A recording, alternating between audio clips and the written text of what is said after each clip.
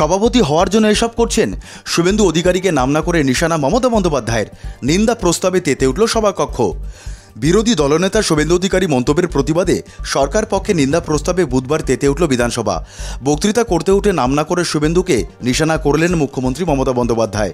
তিনি বলেন, সভাপতি হওয়ার জন্যই এসব করছেন। সভাপতি কি লড়াই করে হতে হয়? যে যোগ্য সেই পাবে সভাপতির পদ। মুখ্যমন্ত্রীর সভাপতি মন্তব্যের প্রেক্ষিতে বিরোধী দলনেতা শুভেন্দু অধিকারী বলেন, এটা তো তৃণমূল নয়, এটা বিজেপি।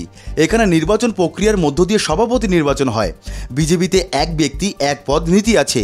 এমন কোনো ব্যক্তি যিনি একটি পদে রয়েছেন এবং যদি তাকে অন্য দায়িত্ব দেওয়ার সিদ্ধান্ত হয়, তাহলে সংশ্লিষ্ট ব্যক্তিকে দিল্লিতে ডেকে কথা বলেন শীর্ষ নেতৃত্ব। জানতে চাওয়া হয়, বিরোধী দলনেতা পদে থাকতে চান নাকি সভাপতি, তারপর সিদ্ধান্ত নেওয়া হয়। তাই ওর মন্তব্যের জবাব দেওয়ার কোনো প্রয়োজন বোধ করছি না। আসলে 2021 সালে 1956 ভোটে আমার কাছে হারের কথা এখনও ভুলতে পারেননি উনি, তাই এসব কথা বলছেন।